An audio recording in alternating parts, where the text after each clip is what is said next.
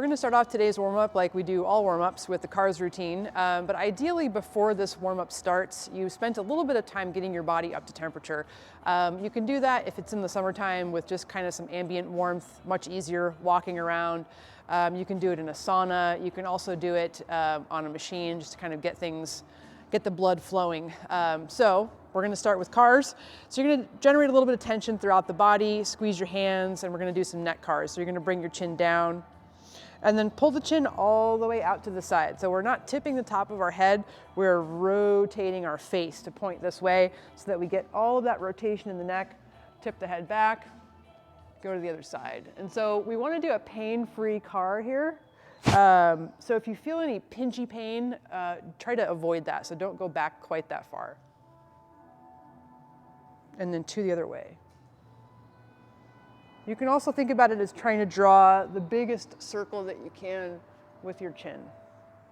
Then we're going to do some spine CARS. So you're going to cross your arms, keep that tension in the body, especially in the legs here. You're going to round forward. And so by rounding forward, you're also pushing your hips forward so that you don't hinge. So we just want to round the spine. You could almost also tuck your pelvis into a posterior tilt, rotate to the side, pull that opposite hip back, side bend, roll into extension, rotate, side bend, flex. One more that direction. And we want to always try to do our CARS as perfectly as possible. It's going to take some practice. We're going to go to the other way. But as you're doing these, you want to try to do them as best you can, because what we're trying to do with these CARS, among many things, but we're trying to develop joint independence. So now we're going to do some scap CARS. So keep your fists squeezed, arms tight, shoulders forward, up, back, and down. Try to keep your bicep from rolling around here. We just want to move the scaps. So we're trying to build a high degree of joint independence so that we have better joint interdependence. And so if you have a joint that basically can't kind of figure out, well, you can't communicate with that joint and make it do what you want, it's not functioning as well as it could. It's relying on the other surrounding joints all the time. So we want to try to undo those couplings and only couple when we want to couple, but not have them couple unconsciously. Let's do regular shoulder CARS. So we're going to externally rotate so the thumb goes out and away, palm goes out. Try to point that elbow pit away from you as you go across the front of the body, but please do so without rotating the spine. So again, just moving the shoulder joint here. The scap's going to move a tiny bit, but try to be aware of excessive elevation. And then once you hit your end range of flexion, you're going to start to internally rotate. So the thumb passes over the head, continuous internal rotation. So don't stop rotating to slide the arm back. Keep rotating as the arm slides back, all the way around. And your shoulder CAR might not look like my shoulder CAR. Go ahead and twist in this way. What I mean by that is it might have different ranges of motion because we're basically tracing the shoulder capsule, and everybody has a slightly different shape, different tightness, different tissues. So you're just kind of trying to explore what your shoulder can do, but really trying to achieve that end range and trying to make that rotation as continuous as possible as you go around. And so we'll just get better and better at these, but you really have to try to focus and make sure that when you're doing this, that there's no rotation. What we often see is this, to get the arm behind. You don't have to get the arm behind you if you don't. What we just want is, where's my shoulder capsule? So it might be out here, that's totally good. All right, elbows. So we're gonna rotate out from the elbow down, and you're gonna bend as far as you can, rotate the other way. And then we're gonna go up with the palms down. And so we're gonna do this so frequently in this program that don't worry right now if this is like overwhelming or too much. It'll all make sense someday. Someday you'll get good at it. Wrists. So for these, you want the forearms to stay facing up. So we don't rotate this way. That is elbow rotation. So we are uncoupling the elbow from the wrist. We're gonna go here, pull it to the inside. Again, notice the palms are still facing up. Palms face the biceps. Go to the outside, come back down. Come in, up, out, and down. And if you can't keep your forearm from rotating, you can do it one arm at a time and hold your forearm if you need to. And then go to the other way. Okay, we're gonna do some hip cars. So if you need something to balance, grab something to balance. We're going to cross the leg, hold the knee here, turn it out. Out to the side with that turnout, and then you're gonna pull the foot back to come around. And so be very cautious here of side bending, rotating the pelvis. We want that pelvis locked in place.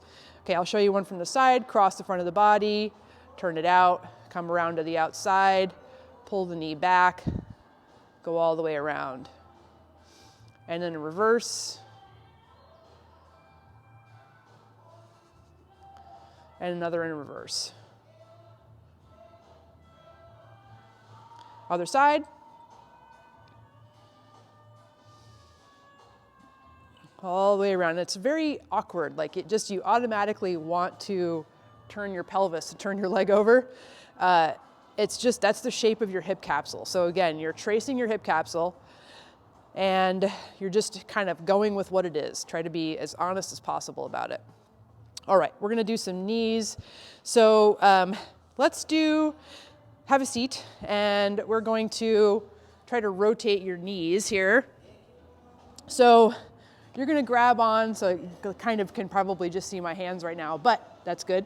So this bone is supposed to move. So we're trying to rotate the calf. I don't want your femur wagging around. I don't want your foot doing all the movement.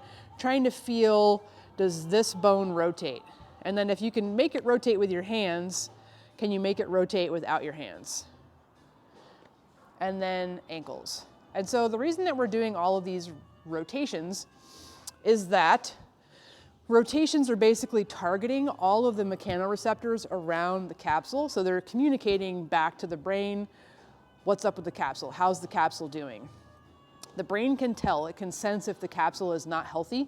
And so we want to know if it's not healthy. Not that we get a message that says, ding, your shoulder capsule isn't healthy. But you can feel things, so you might not be able to feel everything. But if you do feel something when you're doing your shoulder car, now you know, oh, I should maybe be careful in this, range of motion today, or I need to work on my shoulder, or I'm not good to go with certain exercises. All right, so let's grab. We're gonna hop down into a 90-90 position, and I'm going to rotate the camera so that you can see me on the turf.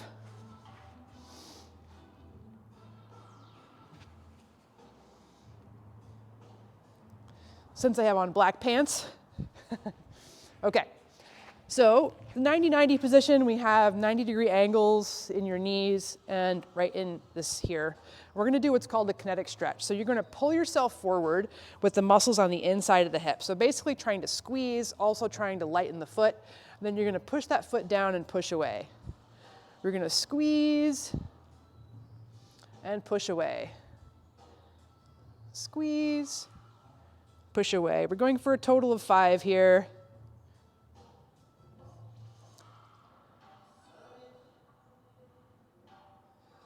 All right, on this last one, we're gonna hold. We're gonna bring the hands behind the head. And so if you can't hold on, then just prop yourself up with a side arm here, and we'll do 1 arm at a time. Otherwise, you're gonna do 2 arms at a time. So you're gonna lean forward, you're facing straight into this knee, and we're gonna do basically double arm shoulder cars, or what's known as a swimmer. So at the bottom here, you're gonna bend your elbows and try to come up your back. Behind the head, rotating the arms as you do this, just like the shoulder car. Unrotating the arms. We're going for 3 of these. All right, we're gonna switch legs. 5 kinetic stretches.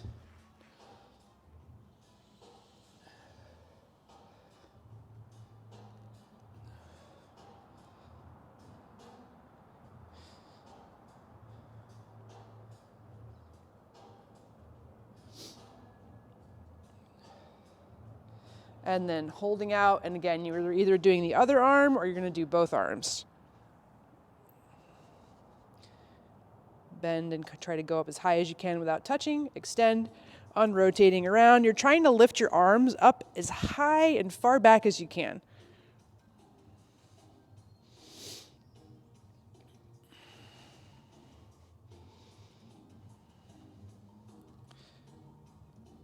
All right. Okay, we're gonna go back over here. So if you have a pull-up structure, this is ideal. But essentially what we're gonna do is a little ankle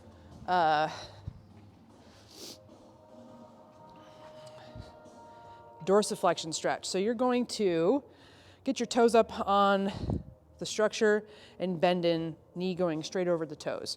So try not to bias the inside too much. We want it to be just like we're doing a squat. So we're gonna get comfortable in this position for just about 10 seconds, and then we're gonna do what's called a PALS contraction. PALS stands for progressive angular isometric loading. It's basically an isometric contraction tensing the lengthened muscles, which would be the back of the foot. And to do that, you just resist the stretch. So we're gonna resist by gas pedaling the foot into the post, and you're gonna push, ramp it up slowly, but ramp it up to a solid, hard effort. Once you get ramped up, hold for 10 seconds. About 5 more. And now stay in this position, but relax that push. And as you relax the push, see if you can bend your knee in a little bit more. And so if you can, what's happening there is that we've just released some neurological tension in the ankle. This is a great thing to do before squatting because it gives you access to more range and helps your squat feel a little bit better. Go ahead and switch sides, bend it in.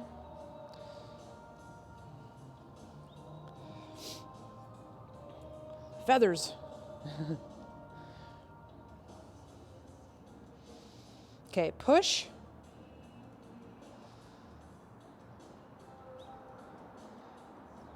And relax and come in. See how much more you get? It's great. So now when you do that squat, this is just so much more free, so you have more options for being a little bit more upright in your squat. Okay, next up we're gonna take a J-hook that's gonna be used for squatting, and we're gonna use it for some hip flexion. So we're gonna test out our hip flexion. So try not to bow your back at all and just lift your leg up and see kind of what's my active hip flexion. So the bottom of the J-hook should hit right around here. A little higher would be better though, so that we're challenging ourselves here. Okay, so then we're gonna get that foot up here. And so I want you to angle your pelvis just like this is a squat. So we're not straight into the leg, we're just just a little bit in this direction here. Okay, so now we're going to try to keep your hip down on that side, so don't let it pull your hip up, don't let it round your back. If that's happening, you're too high. So you wanna get right into where you can control it, and again, like we said, independent hip flexion. So we're gonna do a PALS contraction here. So you're gonna drive down with the foot like you were gonna do a step up. Keep holding and relax. So now we're gonna do what's called a lift off. So you're gonna lift up and try to hold here. And again, make sure your back is nice and neutral. Keep trying to pull your low belly forward. And relax. Great, other side. All right, drive down. Push super hard. And relax, and then lift off and hold. And relax. All right, one last thing that we're gonna do for today's warm-up, we're gonna go to our pull-up bar back here. And so we're gonna do some scap pull-ups. So if you have something to support you, so say maybe you don't have quite the strength I'm asking you for here, having something that you can stand on to give yourself some support is a great idea. Otherwise, we're gonna do some scap pull-ups basically. So you're gonna go up and down.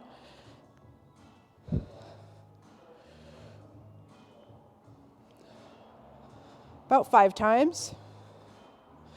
And then we're gonna try to make circles with our shoulder blades. And this might be, good to support on this one. So I'll do that with support. So nice circles.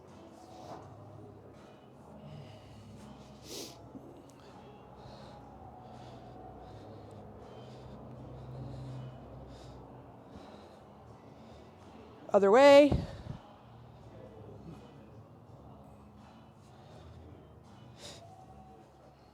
All right, that's it for today's warm-up.